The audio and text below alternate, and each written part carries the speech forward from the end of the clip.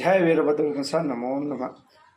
తమిళనాడు భక్తులు తిరుపతిలో ఫ్రాంక్ వీడియోలు తీస్తూ భక్తులందరూ వెయిటింగ్ కూర్చున్నప్పుడు ద్వారాలు తెరిచేటట్లు ఒక ఫేక్గా వీడియో తీసి వాళ్ళందరినీ ఎర్రి వాళ్ళని చేసేటట్లు ఒక వీడియో తీసి దాన్ని హేళన చేసుకుంటూ తమిళనాడు భక్తులు కొంతమంది ఒక ముగ్గురు నలుగురు కుర్రోళ్ళు, అది కూడా విజిలెన్స్ అధికారులు కళ్ళు కప్పి సెల్ ఫోన్ తీసుకొని లోపలికి ఎంటర్ అయినారు. మనం ఆలోచించాలా, దీంట్లో ఎన్ని లొసుకులు బయటపడుతున్నాయి.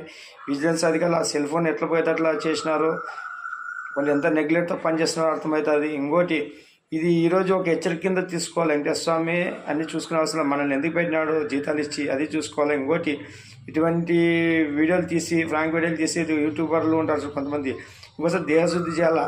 దేవాలయం లాంటి దేవాలయాలు అంటే అందరికీ ఏలన అయిపోయింది. సాక్షాత్తు ఆ వైకుంఠుడు, ఆ తిరుమల వెంకటేశ్వర స్వామి సన్నిధిలో ఏలన, వాళ్ళందరూ గుణపాఠం నేర్పాలి మనము.